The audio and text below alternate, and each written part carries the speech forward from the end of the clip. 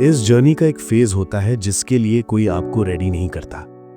ये वो फेज होता है जब आप ग्रो कर रहे होते हो, लेकिन आपको लगता है जैसे आप पीछे जा रहे हो। जब लोग कम हो जाते हैं, बातें कम हो जाती हैं और साइलेंस ज्यादा हो जाता है। आज का ये वीडियो उसी लोनली फेज के बारे में है। जब आप सीरियसली अपनी लाइफ बदलने लगते हो, तब सबसे पहले आपका सर्कल बदलता है। वो लोग जो पहले रोज साथ होते थे, धीरे धीरे दूर होने लगते हैं। आपका माइंडसेट चेंज होता है, प्रायोरिटीज चेंज होती हैं और उनके साथ आपका मैच होना कम हो जाता है। ये नेचुरल है, लेकिन जब ये होता है तो दिल हैवी हो जाता है। इस फेज में आप खुद पे डाउट करना शुरू कर देते हो। आप सोचते हो, क्या मैं गलत डायरेक्शन में जा रहा हूं? क्या मैं ज्यादा ही अलग बनने की कोशिश कर रहा हूं?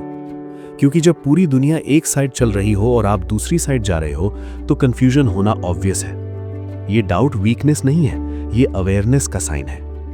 लोनली फेज का सबसे अजीब पार्ट ये होता है कि आप अकेला महसूस करते हो, लेकिन आप वापस पुराने वर्जन में जाना भी नहीं चाहते। आपको पता होता है कि पुरानी लाइफ कंफर्टेबल थी, लेकिन वो आपके लिए सही नहीं थी। इसलिए आप बीच में अटक जाते हो, न पूरी तरह पीछे न पूरी तरह आगे। इस फेज में ग्रोथ बहुत साइलेंट होती है। कोई क्लैप नहीं करता, कोई एंकरेज नहीं करता। कभी कभी आपको लगता है जैसे आप इनविजिबल हो गए हो। लेकिन याद रखो, रूट्स हमेशा अंधेरे में ही ग्रो करती हैं। जो लोग ऊपर से स्ट्रांग दिखते हैं, उन्होंने नीचे का काम बिना किसी अप्रिसिएशन के किया होता है। लोनली फेज आपको इमोशनली स्ट्रांग बनाता है। यहीं पे आप सीखते हो खुद के साथ रहना, खुद की बातों को सुनना, खुद के साथ ऑनेस्ट रहना। जो लोग इस फेज से भाग जाते हैं, वो कभी खुद को नहीं जान पाते, और जो लोग इस फेज को एक्सेप्ट कर लेते हैं, वो मेंटली बहुत आगे निकल जाते हैं। इस फेज में आपको डिस्ट्रैक्शंस कम मिलते हैं और क्लैरिटी ज्यादा मिलती है। आपको समझ आता है कि कौन आपके साथ सिर्फ टाइम पास के लिए था और कौन आपके ग्रोथ के साथ अलाइन करता है। ये पेनफुल होता है, लेकिन नेसेसरी होता है, क्योंकि हर रिलेशनशिप का काम लाइफ भर नहीं होता। अगर आज आप लोनली फील कर रहे हो, तो इसका मतलब ये नहीं कि आप फेल हो गए हो सकता है इसका मतलब ये हो कि आप नेक्स्ट लेवल के लिए प्रिपेयर हो रहे हो। यूनिवर्स कभी भी किसी को ऊपर ले जाने से पहले उसे आइसोलेट करता है, ताकि वो खुद पे डिपेंड करना सीख सके। इस फेज में सबसे जरूरी चीज होती है पेशेंस।